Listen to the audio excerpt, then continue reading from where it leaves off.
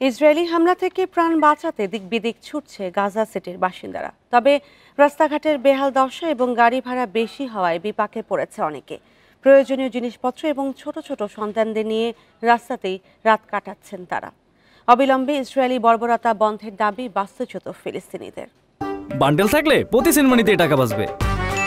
বিকাশ send money bundle কিনে জিতুন প্রতি লেনদেনে। গাজা সিটি দখল করতে সামরিক আগ্রাসন জোরদার করেছে ইসরায়েল। এতে শহর ছেড়ে দিকবিদিক পালাচ্ছে ফিলিস্তিনিরা।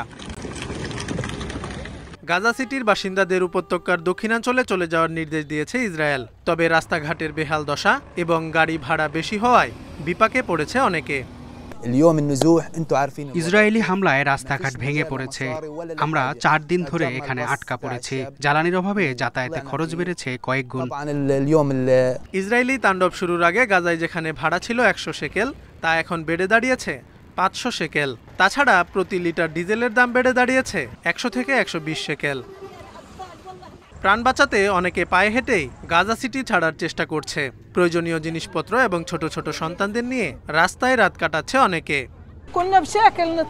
চাইলেও আমি গাজা সিটি ছাড়তে পারছি না। দক্ষিণাঞ্চলে যাওয়ার মতো টাকা আমার কাছে নেই। সন্তানদের নিয়ে পায়ে হেঁটে যতদূর পারি যাচ্ছি। ইসরায়েলি সেনাবাহিনীর ধারণা, সেপ্টেম্বর থেকে 4.5 লাখের বেশি ফিলিস্তিনি গাজা সিটি ছেড়েছে। তবে হামাস বলছে 3 লাখের কম বাসিন্দাকে সরিয়ে নেওয়া হয়েছে এবং প্রায় 9 লাখ বাসিন্দা এখনও শহরটিতে রয়ে গেছে। Zobayer Hossain, independent news.